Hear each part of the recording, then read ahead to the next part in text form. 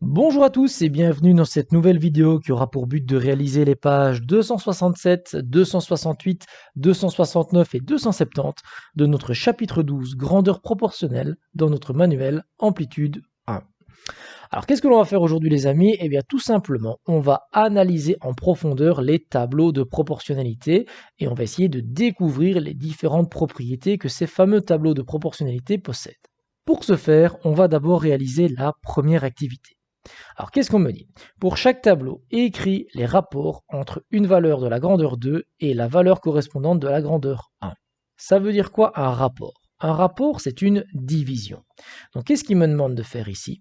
Il me demande de faire chaque fois la grandeur 2 divisée par la grandeur 1. Donc je vais faire ici 36 divisé par 12 et je vais trouver un nombre. Ensuite, je vais devoir faire ça pour chacune des lignes de chaque tableau. Donc là, je ferai 60 divisé par 20 et là, je ferai 96 divisé par 32. D'accord? Donc je vais obtenir 3 rapports. Donc j'aurai 3 réponses à chaque fois quand j'ai fait la division de la grandeur 2 par la grandeur 1. On me dit après, indique s'il existe le nombre unique qui te permet de passer d'une grandeur à l'autre par une multiplication. Et on me dit, ce nombre est appelé le coefficient ou rapport de proportionnalité. Vous voyez que j'ai mis en surbrillance ici le mot unique. Pourquoi? Parce que quand vous allez faire vos différents rapports, il se peut qu'ils soient tous les mêmes, ou il se peut qu'ils soient tous différents, ou qu'il y en ait certains les mêmes et d'autres qui soient différents. En bref, ce qu'il va falloir faire, c'est repérer les tableaux dans lesquels tous les rapports sont les mêmes. Si tous les rapports sont les mêmes, ça veut dire déjà dans un premier temps qu'on a un tableau qui représente des grandeurs proportionnelles. Ça veut dire en plus que ce rapport, on ne l'appelle pas n'importe comment, on va l'appeler coefficient de proportionnalité. Et ça veut dire aussi que ce rapport, ce sera le nombre par lequel je vais devoir multiplier la grandeur 1 pour obtenir la grandeur 2. D'accord? Ne vous tracassez pas, je vais détailler tout ça quand on va faire la correction. Ensuite, vous allez continuer à la page suivante, la même activité. Parmi ces tableaux, cite ceux qui représentent une situation de proportionnalité. Autrement dit, parmi ces tableaux, quels sont ceux où le rapport est toujours le même? Il faudra ensuite compléter les phrases suivantes. Vous lirez les phrases ici. Et alors, on me donne après un petit exemple qui me permet d'illustrer les différentes phrases que l'on aura complétées. Voilà, j'en dis pas plus, j'en ai déjà dit pas mal, j'en dis pas plus. Vous allez maintenant mettre la vidéo en pause et préparer cette activité et on va la corriger ensemble dans quelques minutes. Voilà, j'estime que vous avez terminé l'activité. Nous allons maintenant passer à la correction. Alors, qu'est-ce que l'on fait? Eh bien, on va faire ce que je vous ai dit. On me demande de calculer un rapport, donc je vais faire dans un premier temps 36 divisé par 12. Et 36 sur 12, ce qui veut dire 36 divisé par 12. Je vous rappelle qu'une fraction, c'est l'équivalent d'une division. 36 divisé par 12, ça fait 3. 60 sur 20, 60 divisé par 20, ça fait 3 également. 96 sur 32, 96 divisé par 32, ça fait 3 également. Eh bien, on a à chaque fois le même chiffre. Et comme c'est chaque fois le même, ça veut dire que c'est le nombre par lequel je dois multiplier la grandeur 1 pour obtenir la grandeur 2. Et si je fais 12 fois 3, j'arrive bien à 36. Si je fais 20 fois 3, j'arrive bien à 60. Si je fais 32 fois 3, j'arrive bien à 96. Et donc, comme c'est à chaque fois le nombre qui me permet de passer de la grandeur 1 à la grandeur 2, je vais déjà pouvoir dire que ce tableau, c'est un tableau qui représente un tableau de proportionnalité. Et ensuite, je vais pouvoir dire que le coefficient de proportionnalité, c'est 3. Si je regarde dans le tableau 2, 21 divisé par 26, ça va me donner environ 0,81. 8 divisé par 13, ça va me donner environ 0,61. C'est déjà pas le même, donc c'est déjà foutu. C'est déjà pas un tableau de proportionnalité. Et 34 divisé par 39, ça fait environ 0,87. Donc là, on a 3 réponses différentes. Mais les deux premières n'étaient déjà pas les mêmes, donc là, c'était déjà foutu. Et donc, je ne vais pas pouvoir dire que ce tableau-ci est un tableau de proportionnalité. Comme ce n'est pas un tableau de proportionnalité, on ne parle pas de coefficient, puisque le coefficient, c'est uniquement quand on a un tableau de proportionnalité. Donc je mets une barre ici pour dire qu'il n'y a pas de coefficient. Ici, si je fais 4,20 divisé par 4, ça fait 1,05. Si je fais 6,30 divisé par 6, ça fait aussi 1,05. Bah là, on est bien parti. Il faut quand même tester le dernier, parce que regardez, quand on teste le dernier, 10 divisé par 10, ça fait 1. Ah bah pas de bol, les deux premiers ça fonctionnait, mais le troisième n'est pas le même. Eh bien, c'est suffisant ici. Le fait que le troisième ne soit pas le même, c'est suffisant pour pouvoir dire que ce tableau n'est pas un tableau de proportionnalité. Du coup, on met une barre, il n'y a pas de coefficient. Et finalement, ici, si je fais 106,76 divisé par 17, j'obtiens 6,28. Et 6,28, c'est 3,14 fois 2, c'est-à-dire 2 fois pi. D'accord? Si je fais 12,56 divisé par 2, ça fait 6,28, c'est-à-dire toujours 2 fois pi. Et si je fais 62,8 divisé par 10, ça fait 6,28, c'est-à-dire encore une fois 2 fois pi. C'est chaque fois le même résultat, c'est chaque fois 6,28 ou 2 pi. On peut l'exprimer de deux manières différentes. Ça veut dire que ce tableau est un tableau de proportionnalité. Ça veut dire aussi que son coefficient, c'est 6,28 ou 2 fois pi. Passons maintenant à la page suivante. Parmi ces tableaux, cite ceux qui représentent une situation de proportionnalité. Eh bien, comme on l'a dit tout à l'heure, les tableaux 1 et 4 sont des tableaux de proportionnalité. Complète les phrases suivantes. Dans un tableau de proportionnalité, tous les rapports entre deux valeurs correspondantes des grandeurs sont égaux. Donc je vais chaque fois avoir le même rapport. Tous les rapports représentent le même nombre, qu'on appelle le coefficient. Dans un tableau de proportionnalité, pour trouver le coefficient, il faut diviser une valeur de la deuxième grandeur par la valeur correspondante de la première. Ça veut dire que si vous savez que c'est un tableau de proportionnalité, vous pouvez faire la division de la deuxième grandeur par la première une seule fois, puisque c'est censé être la même partout. Par contre, si on vous demande de vérifier si c'est bien un tableau de proportionnalité, là il faut le tester à chaque fois, et il faut bien vérifier que c'est à chaque fois le même chiffre, c'est-à-dire le coefficient. Pour passer d'une grandeur à l'autre, il faut multiplier chaque valeur de la première grandeur par le coefficient. J'insiste bien, pour passer de la grandeur 1 à la grandeur 2, on doit chaque fois multiplier. Mais des fois, vous allez me dire, des fois c'est des divisions. Eh bien, quand ce sera des divisions, il faudra s'arranger pour transformer la division en multiplication. Si par exemple, pour passer de la grandeur 1 à la grandeur 2, on fait un divisé par 10, on n'écrira pas divisé par 10, puisqu'on doit faire une multiplication, on écrira multiplié par 0,1, parce que faire fois 0,1, c'est équivalent à faire divisé par 10. Dans un tableau qui n'est pas de proportionnalité, les rapports représentent des nombres différents. Donc ce n'est pas toujours le même rapport. Il n'y a donc pas de nombre constant qui permet de passer d'une grandeur à l'autre.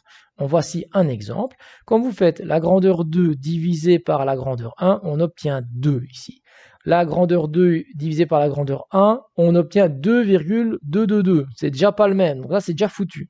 Et ici, la grandeur 2 divisée par la grandeur 1, on obtient 2,2. Vous voyez, c'est pas les mêmes. Ici, c'est 2, ça s'arrête pas, il y a 3 petits points, c'est un nombril limité, alors que là, ça s'arrête. Donc là, j'ai 3 nombres différents, mais déjà, juste avec les 2 premières lignes, on aurait pu, si on me demandait de vérifier est-ce que ceci est un tableau de proportionnalité, j'aurais d'abord testé le premier, j'aurais testé le deuxième, je me serais arrêté là, j'aurais même pas fait le troisième, je me serais dit, ok, les 2 premiers ici, ça marche déjà pas, donc du coup, le tableau n'est pas proportionnel. Voilà, nous allons maintenant préparer la suite, c'est-à-dire les exercices 1 et 2. Alors, dans l'exercice 1, qu'est-ce qu'on me demande? On me dit, voici des tableaux de proportionnalité, calcule leur coefficient et complète ensuite le tableau. Donc là, vous savez que c'est des tableaux de proportionnalité. Ça veut dire que c'est obligatoirement toujours le même nombre que je vais multiplier pour passer de la grandeur 1 à la grandeur 2. D'accord? Il faudra le trouver et compléter ce qu'il faut. Ensuite, attention, oui, regardez, ici, il y a 1 et 2, et on a 3 et 4 ici. Ça, c'est l'exercice 1 qui continue. Et ensuite, donc, l'exercice numéro 2, ce sera coche le ou les tableaux représentant une situation de proportionnalité. Là, par contre, vous ne le savez pas. Vous allez devoir vérifier si c'est bien des tableaux de proportionnalité. Donc, si vous en trouvez déjà 2 qui ne sont pas les mêmes, c'est foutu. Alors vous pouvez dire, ok, celui-là n'est pas proportionnel. Si par contre, vous voulez prouver qu'un tableau est un tableau de proportionnalité, là, il va falloir vérifier à chaque fois toutes les lignes. Vous allez mettre maintenant la vidéo en pause et vous allez réaliser ces 2 exercices et on les corrige dans quelques minutes. Voilà, j'estime que vous avez terminé les exercices. Nous allons maintenant passer à leur correction. Alors, dans le premier exercice, on me disait que c'était des tableaux de proportionnalité. Donc, je suis sûr que pour passer de la grandeur 1 à la grandeur 2, je vais toujours multiplier par le même nombre. Je vais donc ici chercher la colonne qui est complète. Et la colonne qui est complète, elle est ici. Pour passer de 1 à 0,2, je dois multiplier par combien? Je dois multiplier par 0,2.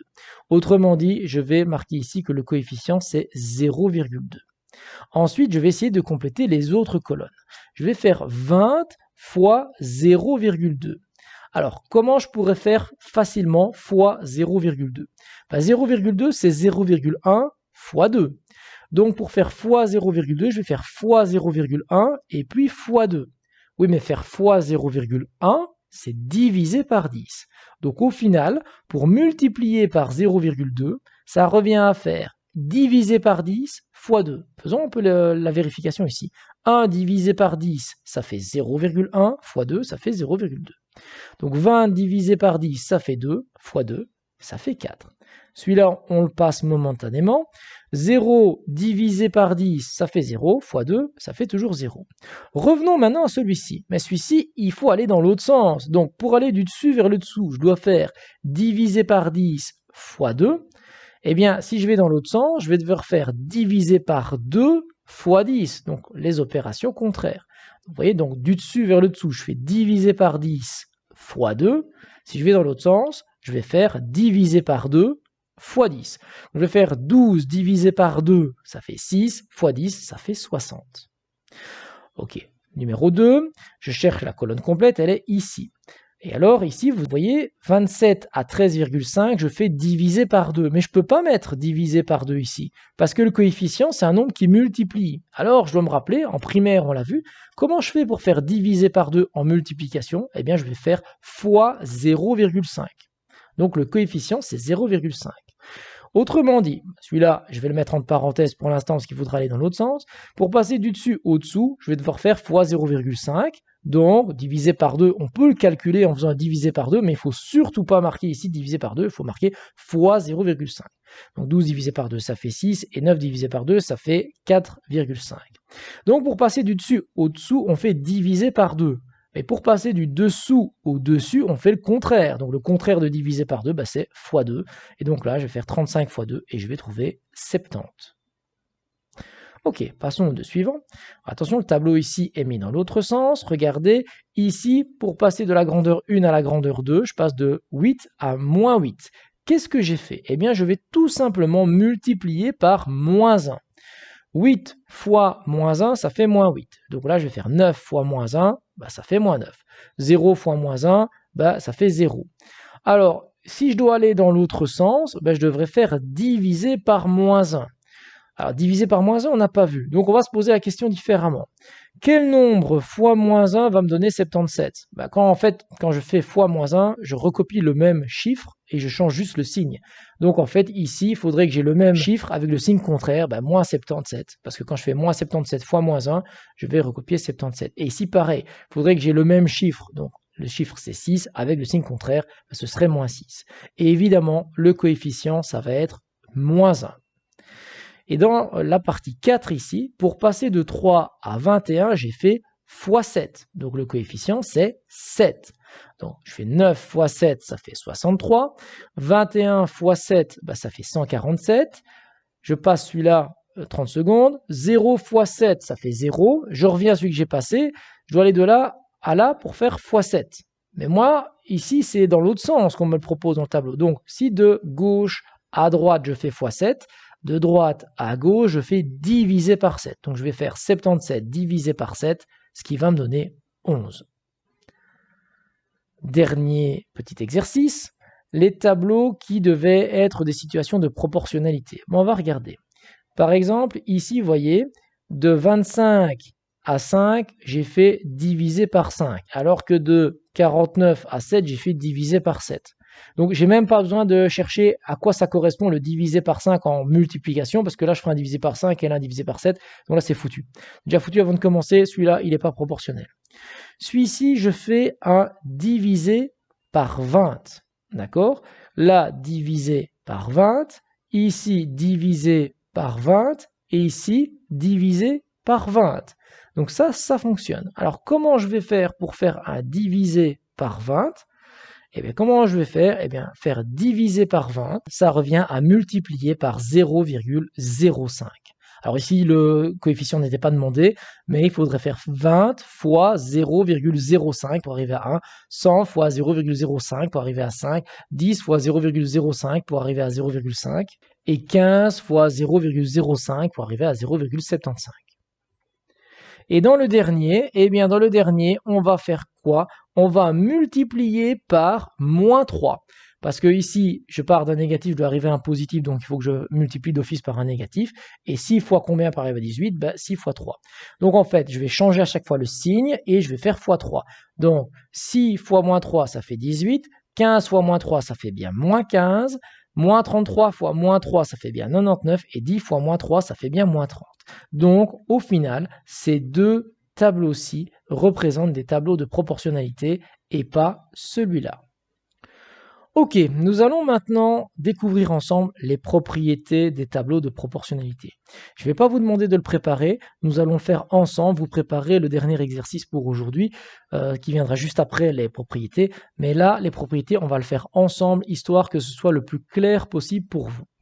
Donc, on a vu dans la première partie qu'on pouvait passer de la grandeur 1 à la grandeur 2 en multipliant toujours par le même nombre qu'on appelait coefficient de proportionnalité. On avait fait entre guillemets des lignes ou des flèches ici horizontales. On va travailler maintenant entre guillemets avec des flèches verticales. Et vous allez voir que quand on fait les flèches verticales, entre guillemets toujours, parce que ça dépend dans quel sens est mis votre tableau, en tout cas, quand on ne travaille pas de la grandeur 1 à la grandeur 2, vous allez voir qu'on va pouvoir faire d'autres choses, des multiplications, des soustractions, des additions, des divisions, on peut faire un peu ce qu'on veut, d'accord? Donc, soyez bien attentifs maintenant à ce que je vais vous expliquer. Complète les phrases suivantes. Dans un tableau de proportionnalité, le correspondant de la valeur 0, c'est toujours 0. Donc, quand vous avez un 0 dans un tableau de proportionnalité, la valeur correspondant à 0, c'est toujours 0, obligatoirement. Sans utiliser le coefficient de proportionnalité, donc ce qu'on vient de voir juste avant, on ne l'utilise pas. Il est possible de compléter la deuxième ligne d'un tableau. Dans le tableau suivant, la première grandeur passe de 3 à 12. On passe ici de 3 à 12. Autrement dit, la valeur a été multipliée par 4. Évidemment, j'ai fait 3 fois 4 pour arriver à 12. Eh bien, si je veux trouver cette grandeur-ci, je pourrais dire, eh bien, comme de là à là, je fais fois 4, alors je pourrais partir de ici et arriver ici en faisant x4. Donc la valeur correspondante va être multipliée également par 4. Donc je vais faire 10,5 fois 4, ce qui va me donner 42. En utilisant ce principe, justifie le fait que le tableau suivant n'est pas un tableau de proportionnalité. Eh bien, regardez ici, je passe de 26 à 13. Donc là, j'ai fait fois 0,5 ou divisé par 2, si vous vous souvenez de ce qu'on a fait en primaire. Mais pour passer de 21 à 8, je ne fais pas fois 0,5, je ne fais pas diviser par 2. Et donc on met ici, les deux grandeurs ne sont pas multipliées par le même nombre. On est OK? On ne parle pas du coefficient de proportionnalité. Le coefficient de proportionnalité, ce serait, je multiplie 26 par combien pour arriver à 21? Le coefficient de proportionnalité, il part de la grandeur 1 vers la grandeur 2. Ici, je pars de la grandeur 1 vers la grandeur 1 et je pars à côté de la grandeur 2 vers la grandeur 2. D'accord? C'est pas la même chose. On me montre une autre propriété. Regardez, dans un tableau de proportionnalité, la somme de deux valeurs d'une grandeur correspond à la somme des valeurs correspondantes de l'autre grandeur. Ça veut dire quoi? Ça veut dire que si ici, regardez, j'ai 12 et 20. Si je fais 12 plus 20, ça fait 32. Eh bien alors, je pourrais faire le même principe pour trouver la valeur manquante ici. Là, j'ai 36 et là, j'ai 60. Ben, comme là, j'ai additionné 12 et 20, ben, je vais additionner 36 et 60. Ça voudra dire que ici, je devrais noter 96. En utilisant ce principe, justifie que le tableau suivant n'est pas un tableau de proportionnalité. Alors qu'est-ce qu'ils me proposent? Ils me disent la somme de deux valeurs de la première grandeur, 26 plus 13 qui fait 39, ne correspond pas à la somme des valeurs correspondantes de l'autre grandeur, 8 plus 21, qui n'est pas égal à 34. Ça veut dire quoi ce charabia? Ça veut dire que globalement, si je fais ça plus ça, j'obtiens la troisième ligne. Ok, 26 plus 13, ça fait 39. Si c'était un tableau de proportionnalité, alors si je fais ça plus ça devrait me donner ça. Mais 21 plus 8, ça ne me donne pas 34. Donc ce n'est pas un tableau de proportionnalité. Ils me disent donc ici, je vous le relis une fois, la somme de deux valeurs de la première grandeur, 26 plus 13 égale à 39, donc ça plus ça vaut 39. Par contre, dans la colonne à côté, les valeurs correspondantes, quand je les additionne, ça ne fait pas 34. 21 plus 8, ça ne fait pas 34. Voilà, donc, en résumé, j'ai un peu ce que je veux quand je passe d'une ligne à l'autre. Du moment que je fais la même chose des deux côtés, je peux faire globalement n'importe quelle régularité du moment que je fais la même chose de l'autre côté. Par contre, quand je passe de la grandeur 1 à la grandeur 2, là, c'est obligatoirement par une multiplication et c'est ce qu'on appelle le coefficient de proportionnalité. Alors, vous allez me préparer le dernier petit exercice pour aujourd'hui. Okay. L'exercice ici, on me dit complète les tableaux de proportionnalité sans utiliser le coefficient de proportionnalité. Ça veut dire je ne peux pas utiliser la flèche horizontale entre guillemets qui passe de la grandeur 1 à la grandeur 2. Il faut se débrouiller qu'avec des flèches verticales. Voilà, vous mettez la vidéo en pause et vous relancez la vidéo quand vous avez terminé cet exercice. Voilà, j'estime que vous avez terminé de faire l'exercice. Nous allons maintenant le corriger ensemble.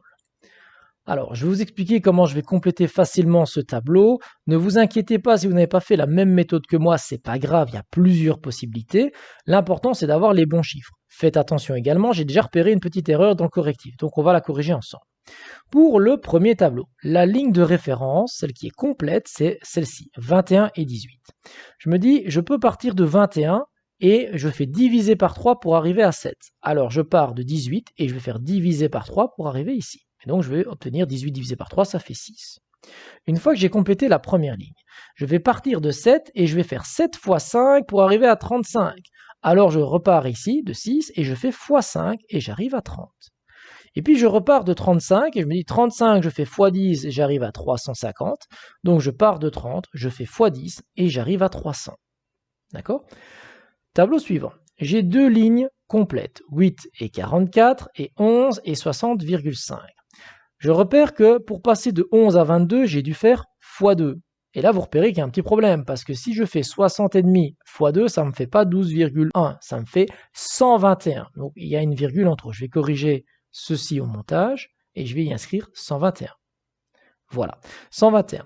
Une fois que j'ai fait ça, comment je vais pouvoir arriver à 30? Alors, on dit, ben oui, de 8 pour arriver à 30, ça ne marche pas. 11 pour arriver à 30, ça ne multiplie pas non plus. De 22 pour arriver à 30, ça ne marche pas. Eh bien, on va tout simplement faire 8 plus 22. Okay, j'additionne le 8 et j'additionne le 22. Et ça va me donner 30. Alors, si je fais ça, il faut que je fasse le 44 plus le 121 pour arriver à celui-ci, ce qui va me donner 165. Et finalement, le dernier, si 11, ça représente la lettre A, et si 15, ça représente la lettre B. Si j'ai ici 45, 45, c'est 15 fois 3, donc je dois faire ici B fois 3, et B fois 3, bah, ça fait 3B. Et si je dois faire maintenant ici 56, comment est-ce que je vais faire 56? Eh bien, je pourrais prendre le 45 et additionner avec 11, parce que 11 plus 45, ça fait 56.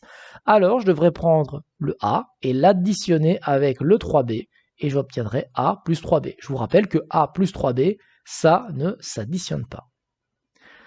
Voilà les amis, on termine ici pour aujourd'hui, parce que dès la fois prochaine, dès la page 271, nous allons attaquer les problèmes et on va en faire un fameux paquet, d'accord?